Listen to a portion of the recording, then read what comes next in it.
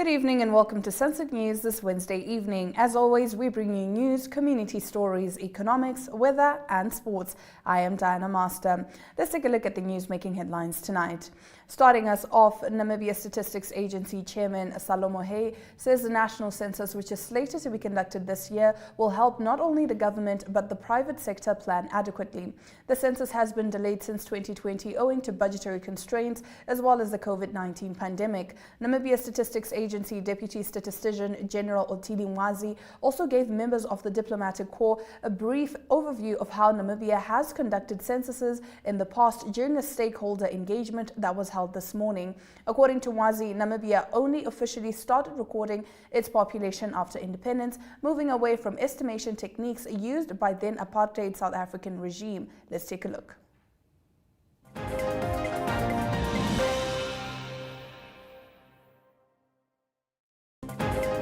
Namibia 2023 census represents a crucial milestone in our nation's journey towards sustainable development and social progress. As we embark on this endeavor, it is essential to recognize the strategic implications and the far-reaching impact that accurate and comprehensive data will have on socio-economic development. The strategic implications of the census extend beyond government entities and policymakers. The data collected will provide a solid foundation for the businesses, organizations, researchers, and investors to make informed decisions that will contribute to the growth and prosperity of Namibia. This is the fourth census. We have done the census 1991, whereby I think we have the population, we have done that, 2001, and then 2011 census. The next census should have been done in 2021, just like the chairperson said. But unfortunately, because it was the COVID era, that was postponed. And then we were supposed to do it again in 2022. And then we all understand that we also have competing resources. So some of the resources were used for COVID purposes. So when we come to 2022, there was also no sufficient funding, but COVID was still ongoing for 2022 to some extent. So because of that, we also did not now do the census. But now we are here for the 2023. Like chairperson said, now this is census year, it's not 2022.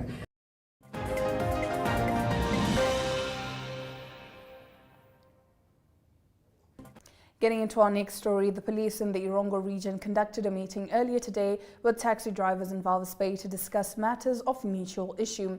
Inspector Ileni Shapumba, Commander for Community Affairs in the Irongo region, said that following the last public meeting with the Inspector General of the Namibian Police, Joseph Shikongo, the police realized the need to strengthen their relationship with taxi drivers to effectively combat crime in the harbour town. Here's a video.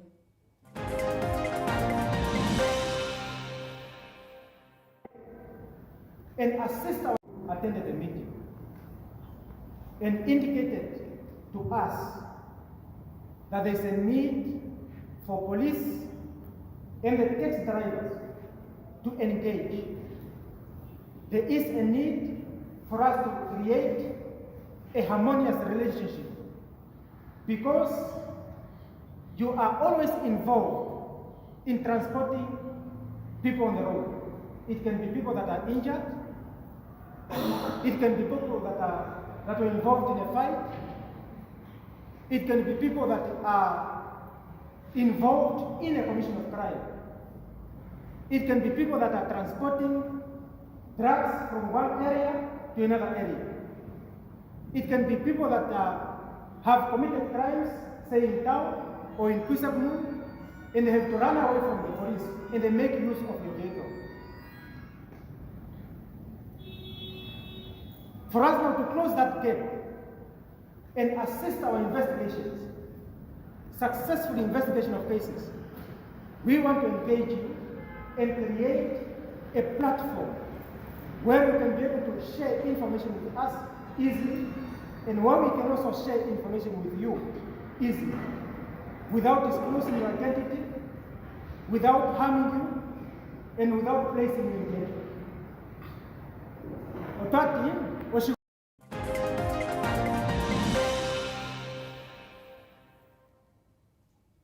The chairperson of the Kavango East Management Committee, Damian Magambai, has hit back at the central government, which accused the regional leadership of not being on the ground to identify the issues people are faced with in the community. Magambai said it's a pity that the central government would publicly make a statement of that nature, whilst it's the state that is failing to provide adequate resources to the region, which could assist in addressing the challenges people are faced with. All this emanated this past Saturday at Kayova village, when Defence Minister Franz Kapofi read a speech on behalf of the government at the burial of the 16 members who died of suspected food poisoning, where it was said that tragedies of that nature, which are linked to hunger, are a result of leaders not being on the ground. According to Magambai, he pointed out that the region has on numerous occasions informed the government of the need for resources. However, their requests are not taken into consideration. He also revealed that the region's Disaster Risk Management Committee does not have a budget, hence when challenges arise, the requests are handled through the Office of the Prime Minister. Magambai said at some point they were advised to budget for their disaster risk management. However, the Urban and Rural Development Ministry refused it, saying that it falls under the OPM's responsibility. It is on that basis, he argued, that it was unfair for the government to make such a statement. It is a pity for such a statement to come from the central government, blaming the regional government that we are not taking care of our people, Magambai said. Firstly, it's the allocation of resources. We even have it on record when we contacted OPM that we wanted funds, and on record they said we must budget for our disasters in the region, he added. Yesterday, the Blood Transfusion Service of Namibia and the World Health Organization commemorated World Blood Donor Day. According to NAMBTS, the day focused on thanking blood donors who save lives every day through their voluntary blood donations, and strongly encourages more people all over the world, and in particular Namibia, to donate blood voluntarily and regularly. The slogan for the 2023 World Blood Donor Day campaign is "Give blood, give plasma, share life, share often." It focuses on patients requiring a lifelong transfusion support and underlines the role every single person can play by giving the valuable gift of blood or plasma. It also highlights the importance of giving blood or plasma regularly to create a safe and sustainable supply of blood and blood products that can be always available all over the world, so that all patients in need can receive timely treatment. NAMBTS said in a statement. NAMBTS added that access to a secure blood supply based on voluntary and paid donations is vital for patients, including many requiring a lifelong and regular transfusions for conditions such as sickle cell anemia and thalassemia. Voluntary and paid plasma donations also play an important part in supporting patients with a wide range of long-term conditions, such as hemophilia and immune deficiencies, NAMBTS further noted. On Friday, the 16th of June, NAMBTS will host a street parade covering a distance of 2.2 kilometers along Independence Avenue. The procession will commence at 10 a.m. opposite the police station and end at the NAMBTS head office in Windhoek. The need for blood is universal, but access to blood for all those who need it is not. Blood shortages are particularly acute in low and middle income countries. World Blood Donor Day is not just about creating awareness. It is also an opportunity to thank the 26,022 active donors in Namibia for their life-saving acts of solidarity, the transfusion service added. In our Story of the Day segment after the break, Alberto de la Caille speaks more cooperation between Namibia's business leaders. Stay tuned.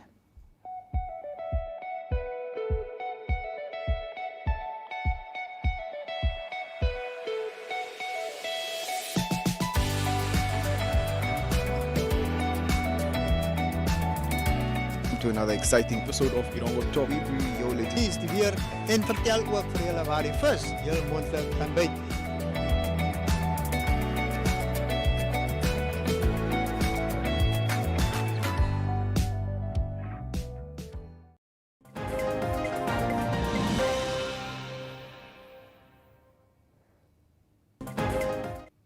Getting into our story of the day, Ambassador Alberto de la Caille of Spain spoke earlier at the Namibian Board for Promotion of Investments and Development event in Windhoek.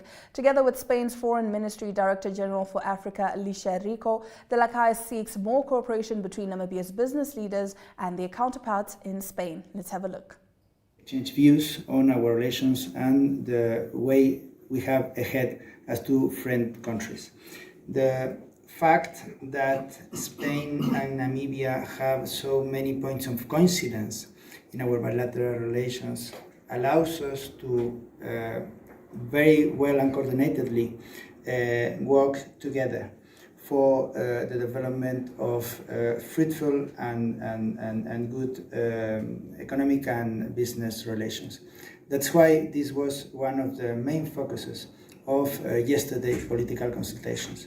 We both agreed on the good work done in the recent past in cooperating in many fields, in particular in the economic sector, and the willingness that goes all the way up to President Gengop.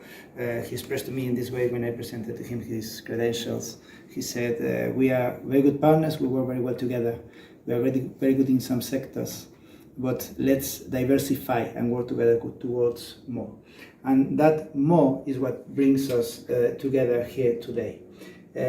Both from the political point of view and from the business point of view, we in Spain look with a lot of expectation, interest, admiration, and forward-looking the work and the bet that the Namibian government has made in connection to the energy sector, to the renewable sector, green economy, and in particular the green hydrogen perspective, which is very timely for the moment in which we are living in the whole world today.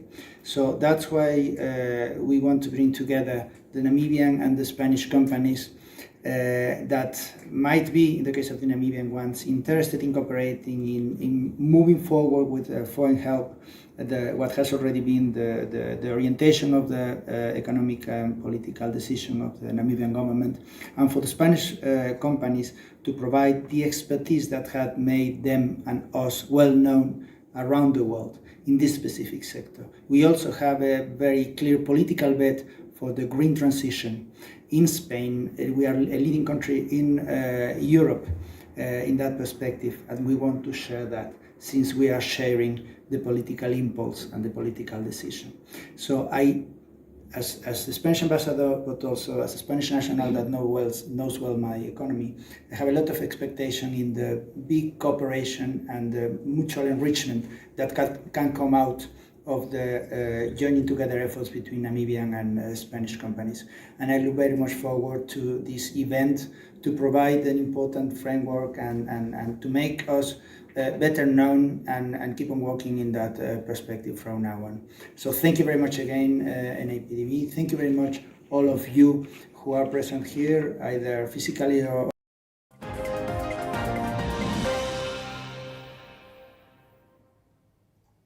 Stick around, we return with our Community Talk segment on the other side of this short break.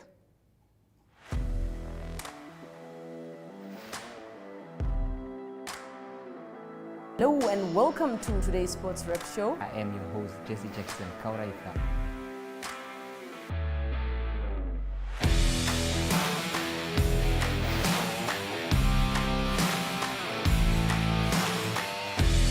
In replay, Namibia, who had won the toss for the first time on this tour. Good day everyone, time for international sports news, starting off with tennis news, both on the WTA for women's and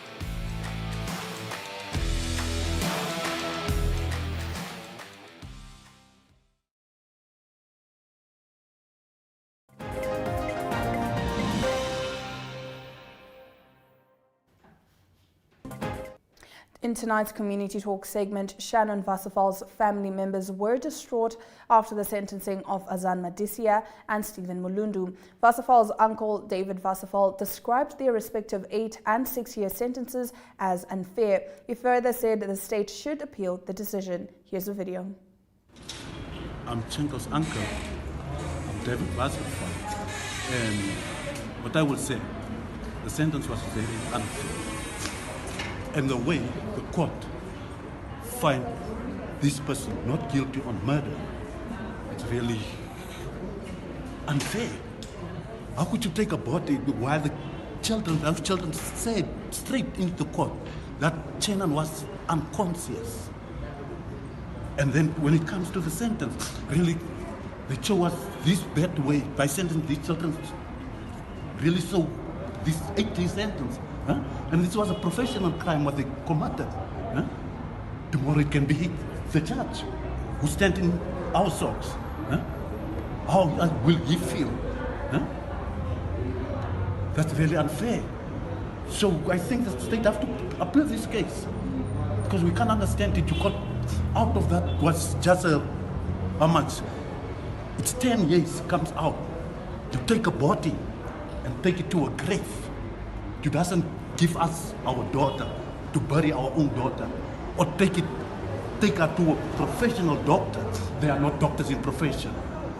That's a fact. They are not doctors of profession and they can't do that. By taking that body, they were supposed to call the ambulance, who are profession. The police could call also there.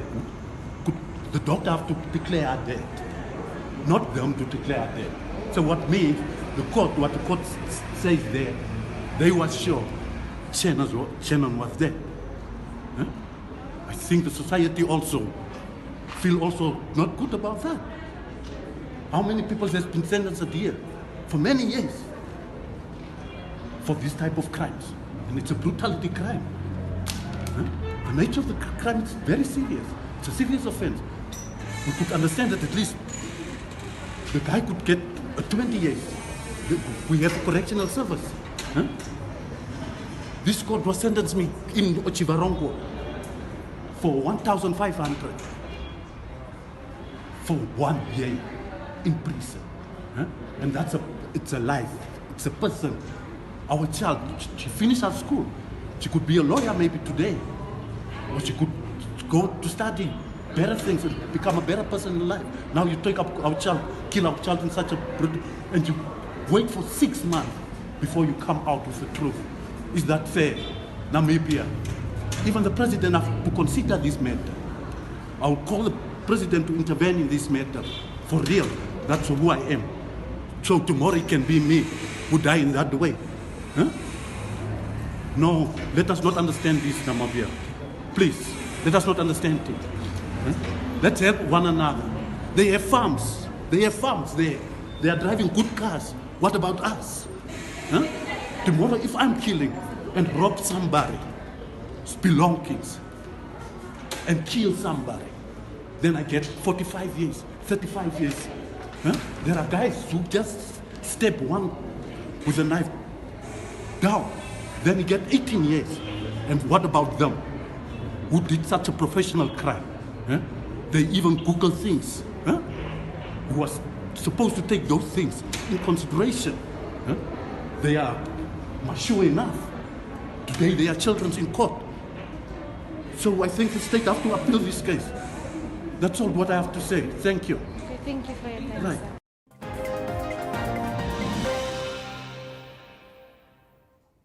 Now, the Bank of Namibia announced a jumbo repo rate hike. We'll see what this means as we dive into economic news right after this break.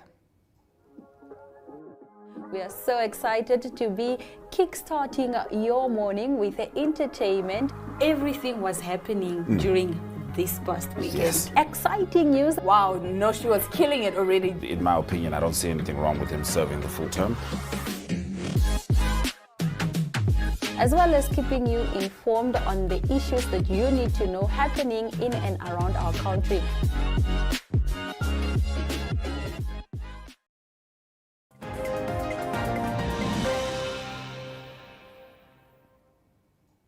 In our economic news tonight, the Bank of Namibia announced a 50 basis points increase in the repo rate from 7.25% to 7.75%. That means the prime lending rates for local commercial banks will increase from 11% to 11.50%. Yet to date, the central bank increased the repo rate by 100 basis points. Meanwhile, the South African Reserve Bank increased the repo rate by 125 basis points year to date. The repo rate in South Africa currently stands at 8.25%. 50 basis points higher than in Namibia. The differential in the repo rate partly led to a capital outflow of 10.1 billion Namibian dollars from Namibia to South Africa during the first 5 months of 2023, compared to 7.75 billion Namibian dollars in the same period last year. Now let's take a look at the economic indicators.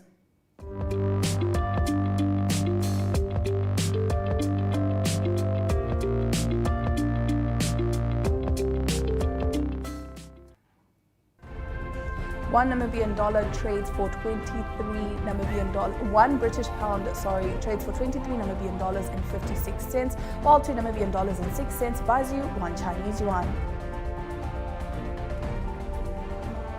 Looking at commodities, gold and copper are on an upturn, while platinum and Brent crude oil are on a downturn. In international news after the break, EU Parliament debates on Russian influence law in Poland. Welcome to My.NA Cars, your ultimate destination for everything automotive. I am your host, Diana Master. Teamwork makes the dream work, right? Discover the latest models, innovative technologies, and expert insights from our passionate hosts. Learn essential maintenance tips and get exclusive behind-the-scenes access to the automotive industry. Don't miss My.NA Cars on NTV every Thursday at 2100 hours. Tune in and ignite your passion for automobiles.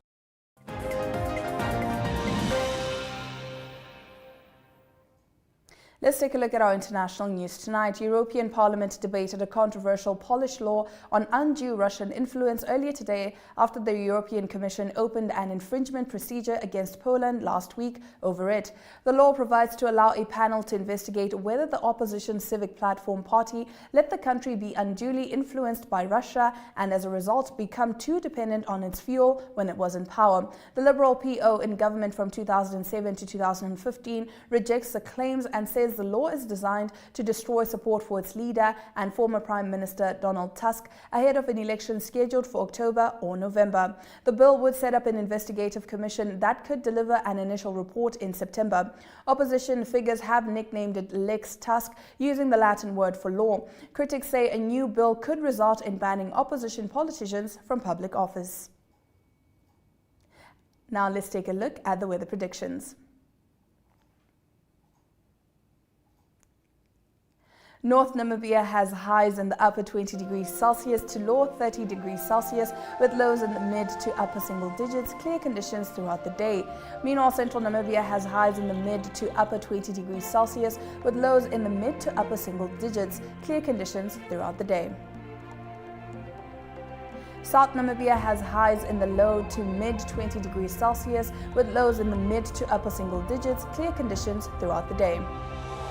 Coastal Namibia has highs in the upper to low 20 degrees Celsius with lows in the mid to upper single digits. Clear conditions throughout the day except for partial cloudiness and a slight chance of precipitation at Oranjemund. Stick around after the break. We return with the highlights from today's broadcast.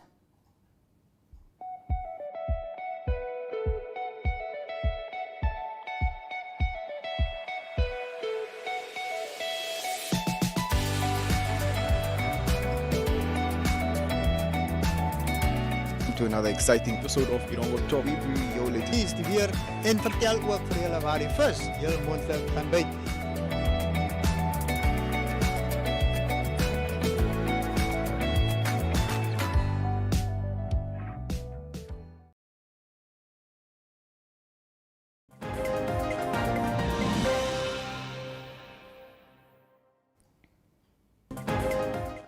You're still watching Sunset News. If you're just joining us, here are the highlights.